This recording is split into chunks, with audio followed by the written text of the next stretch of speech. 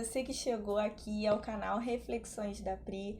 Eu sou a Priscila e hoje a gente vai refletir sobre dataísmo.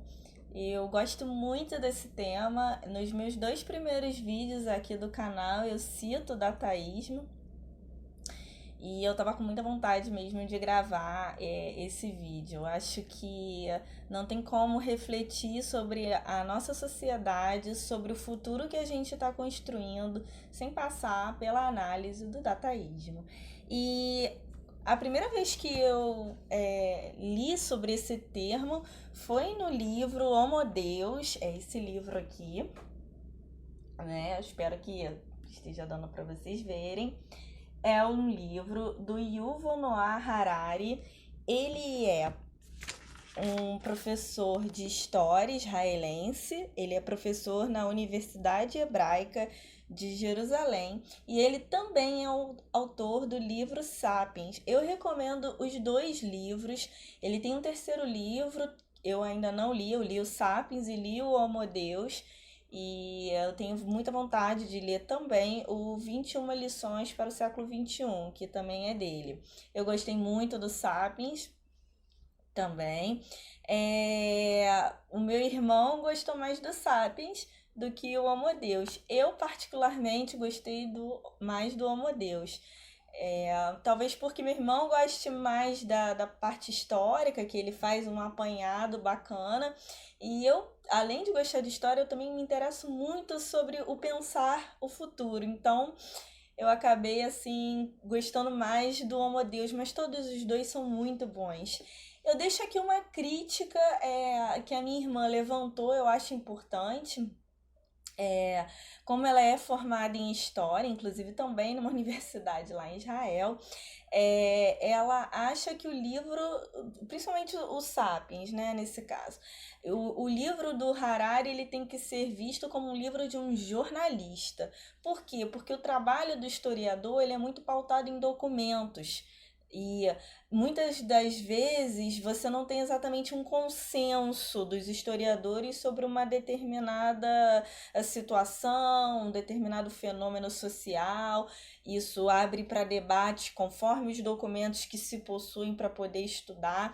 Então ela acha que ele meio que, vamos dizer assim, fechou ali a história, mas em algumas coisas que ele levanta o que ela coloca que há divergências, há outras opiniões. Então ela coloca ali é um livro do, vamos dizer assim, do Harari jornalista, não do Harari historiador. Claro que a formação dele em história e é uma formação ali bem consistente ajuda ele a formular assim um excelente livro. Mas ela só pontuou aí essa observação que eu acho interessante passar para vocês. Bom, de qualquer modo, vamos ao dataísmo, né? Como o Homo Deus, ele tenta se mostrar um livro que conta uma breve história do futuro, né? A gente tentar ali pensar o futuro. E isso, vamos pensar aí um pouquinho o passado, né? O Harari, ele coloca o seguinte: antigamente, as decisões elas eram fundamentadas em Deus. O Deus, a religião era o fundamento das decisões. Então, por exemplo, você não deve matar porque Deus proíbe, né, o homem um homem tirar a vida de outro homem. Então, o fundamento dessa proibição está nas leis de Deus. Depois, com o iluminismo, isso muda. O fundamento não passa mais a ser Deus. É claro que você pode até entender, por exemplo, no exemplo que eu dei, que Deus vai condenar um homem que por nada, sem qualquer motivo ou por um motivo fútil, tire a vida de outro homem. Cada um tem a sua fé e eu acredito que em todas as religiões esse ato, né, desse tipo de homicídio é condenado aí por qualquer religião. Então isso continua, só que o fundamento para esse indivíduo ser preso, por exemplo, não vai estar mais em Deus. Ele não vai ser mais preso porque o que ele fez vai contra as leis de Deus. Ele vai ser preso porque o que ele fez tem um fundamento na razão humana. Então a gente muda, a gente passa na história por essa mudança entre o Deus e o homem. E aí o homem ele passa a ter a razão, é a razão humana que vai fundamentar as decisões. E o que seria o dataísmo, né? Seria o que o Harari coloca como um novo Deus.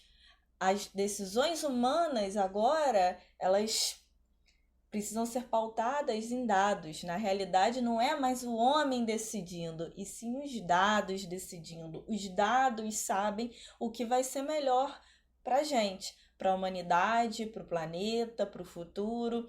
Então, eu sempre coloco esse exemplo.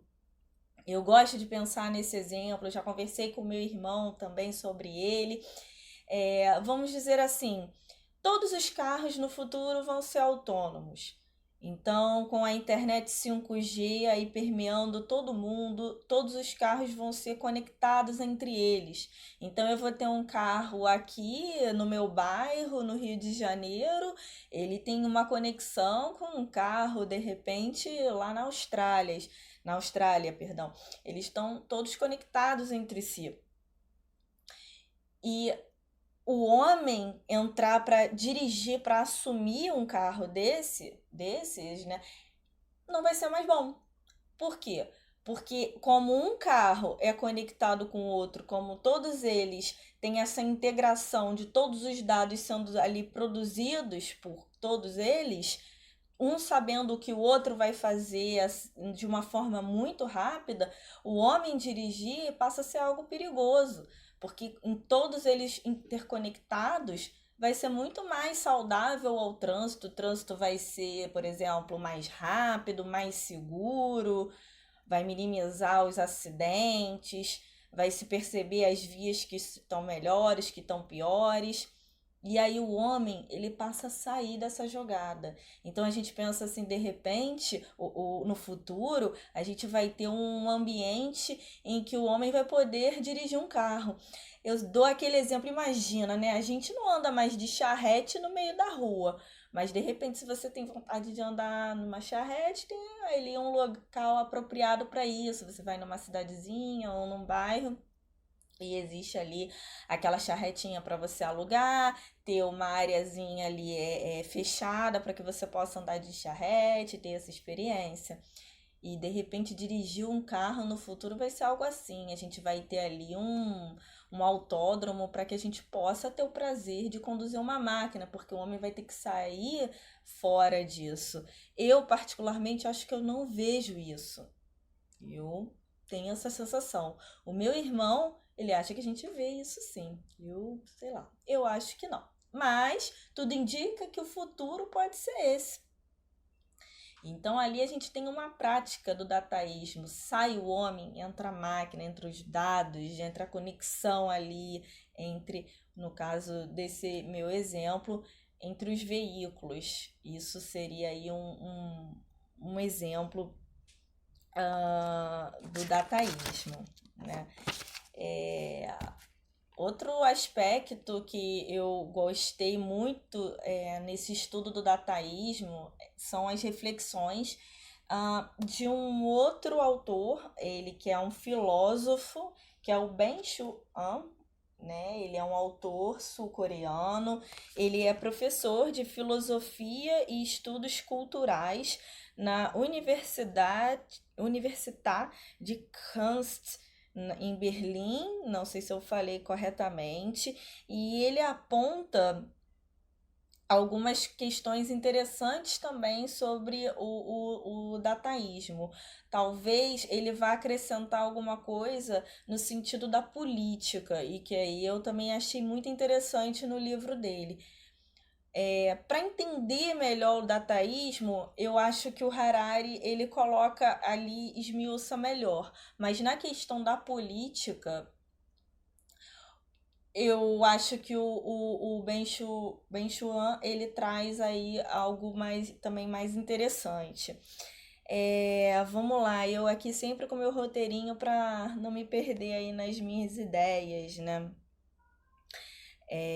O Ben Chuan vai falar também da questão do próprio registro da vida, de você quantificar o homem. O Harari também coloca isso. Você coloca, de repente, aquela pulseira, eu mesma tenho uma pulseira dessas. E aí ele vai medir o teu batimento, ele vai ver como que é o seu sono, ele vai ver seus níveis de glicose, e aí você vai ser aquele homem todo quantificado. Ele vai entrar nesse aspecto e esses dados, então, vão dizer como que está a sua saúde, qual é a hora de você procurar um médico ou não. Um fato que eu achei muito interessante, que no livro, voltando aí no livro do Harari, que ele coloca, seria na própria questão da saúde pública. E de repente a gente vai achar isso até algo bom dos dados, vamos dizer, um aspecto positivo do dataísmo, que seria o seguinte: dependendo do que as pessoas estão procurando, você consegue identificar, por exemplo, o surto de uma doença. E eu vi isso na prática agora, recentemente, com a pandemia do Covid-19. Tinha uma cidade nos Estados Unidos em que houve um surto de coronavírus. E olha que interessante, as pessoas daquela cidade passaram a procurar mais sobre dor nos olhos, né? Aquele olho pesado, os olhos doendo. E aí, esses dados chegam aos cientistas e aí se levanta essa possibilidade. Caramba, será que o coronavírus provoca dor nos olhos? Pode ser que não tenha nada a ver, pode ser que seja só uma coincidência, mas liga um alerta na ciência. Então, isso seria ali um uso interessante do dataísmo, né? Você conseguir perceber surtos de doenças. Se uma determinada localidade as pessoas estão procurando mais sobre um determinado sintoma, pode ser que ali esteja surgindo um novo vírus, ou uma bactéria, ou algum tipo de doença nova. Isso é algo bem interessante e no meu ponto de vista, seria até um aspecto positivo do dataísmo. Voltando agora ao Ben Chuan. Então, ele vai colocar essa questão dessa quantificação, ele levanta isso no livro dele, e ele faz uma correlação muito interessante do dataísmo com o próprio regime neoliberal, que na realidade é o que ele vai colocar aqui no livro dele, né? O livro dele é um livro sobre política, mas ele faz ali esse adendo na questão do dataísmo, porque infelizmente ou felizmente, não sei, não tem como hoje em dia a gente separar a política dos dados. E aí ele coloca o seguinte: o neoliberalismo é um sistema, é um modelo, é uma ideologia que quanto mais dados, melhor. O que no passado a gente precisava de repressão, de repente, das pessoas, de uma população, hoje em dia você quer mais é que a população se exponha, quer mais que a população fale. Quanto mais dado, quanto mais liberdade você tiver a respeito daquela população, quanto mais isso foi estimulado, mais a sociedade dos cliques, mais a sociedade do curtir, do descurtir, quanto mais você estimular isso, é melhor para a política. Ela consegue mensurar toda uma sociedade. E aí tem um trechinho aqui que eu acho interessante, e eu vou ler aqui para vocês, que ele coloca o seguinte: o dataísmo acredita que qualquer ideologia pode ser deixada para trás. É em si mesmo uma ideologia, conduz a um totalitarismo digital. Assim, é necessário um terceiro iluminismo que nos ilumine, mostrando que o iluminismo digital, que no caso o iluminismo digital é essa nova ciência que é fundada nos dados, se converte em servidão. É algo que a gente tem que tomar realmente muito cuidado, prestar muito atenção no que a gente está vivendo e nas nossas perspectivas para o futuro, para a política, para a sociedade, para a própria humanidade. De repente, a nossa sensação de liberdade nada mais é do que uma servidão. Vamos lá, alguns pontos aqui que eu também coloquei e que eu acho que dá para a gente pensar e até fechar um pouco o nosso raciocínio. Ainda na questão do uso político do dataísmo, é o que o Ben Churran também levanta como o inconsciente digital. ele faz uma análise que eu acho que é preocupante, que se pauta no seguinte: muitas das vezes já há estudos em que esse uso de dados e você perceber uma determinada ali tendência social num determinado assunto, você consegue manipular a pessoa de uma tal forma, aquela sociedade de uma tal forma, que sequer o livre-arbítrio a pessoa tem. Eu volto naquilo que falei agora há pouco. Você acha que você tem liberdade, mas na realidade você não tem liberdade. Você acha que você está lendo um livro, mas na realidade é o livro que está te lendo. Vamos pensar no Jeff Bezos aí, ele que recentemente alcançou uma fortuna de 200 bilhões de dólares. Talvez em alguns anos vai se tornar o primeiro homem trilionário do mundo. O Jeff Bezos aí, que é o CEO da Amazon. Todos os livros, tudo que a gente vai consumir e a gente compra ali na Amazon. Eu, particularmente, evito o máximo possível comprar na Amazon. Não vou mentir. Às vezes compro, tem livros que eu não encontro. Mas sempre que possível, se tem na Saraiva, na livraria aqui do bairro, na Da Vinci, eu vou aqui na livraria e compro. Eu evito mesmo a Amazon.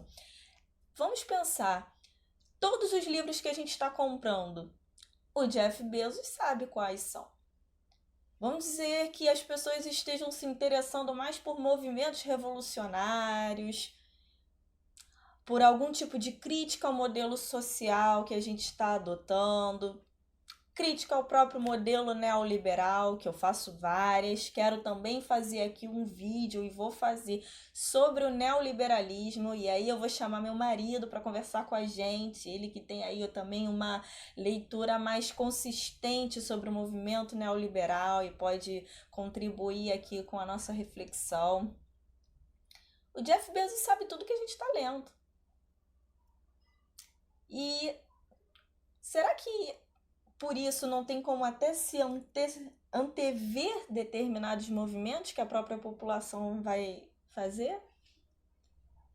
Ou voltando ao próprio livre-arbítrio, será que olhando a determinados movimentos sociais eu faço uma propaganda política tão específica para aquele tipo de eleitor que ele sequer vai pensar, sequer vai refletir? Antes mesmo dele tomar a decisão, aquela propaganda chegou nele e ele vai por aquele caminho? A gente precisa pensar, porque isso é algo que está se impondo e tem lados positivos, um lado positivo, como eu falei, da questão de repente até da saúde, mas também pode implicar em muitas coisas negativas. A gente pode estar indo aí para um caminho muito ruim. Precisamos fazer com que reflexões desse tipo cheguem ao máximo possível de pessoas. Por outro lado, o Ben Chuan, ele também tem uma frase aqui que eu posso ver como um certo otimismo. Deixa eu só aqui achar. Que ele coloca o seguinte: de repente a gente pode ter aí uma certa esperança. E aí eu fecho o vídeo com esse trecho aqui do livro dele. Ele fala o seguinte: não é o estatisticamente provável, mas o improvável, o singular, o acontecimento que determinará a história, o futuro humano. Por isso, os Big Data também são cegos ao futuro. Acho que cabe aí a gente fazer parte dessa singularidade, não deixar que certos movimentos possam cooptar nossas mentes. Mesmo que a gente esteja ali, de repente, numa determinada bolha, tenha ali uma tendência a pensar de um determinado modo, vamos sempre ligar o alerta, sempre ter a reflexão, sempre tentar perceber se de alguma forma o nosso livre-arbítrio está sendo minado. Vamos fazer a diferença. Eu espero que vocês tenham gostado desse vídeo, espero que não tenha ficado muito confuso, realmente são muitas informações, eu tento aí trazer de uma forma que fique mais tranquila, mais fácil de compreensão. Mas eu aguardo vocês até o nosso próximo vídeo. Espero que vocês tenham gostado. E mais uma vez, obrigada por estarem aqui.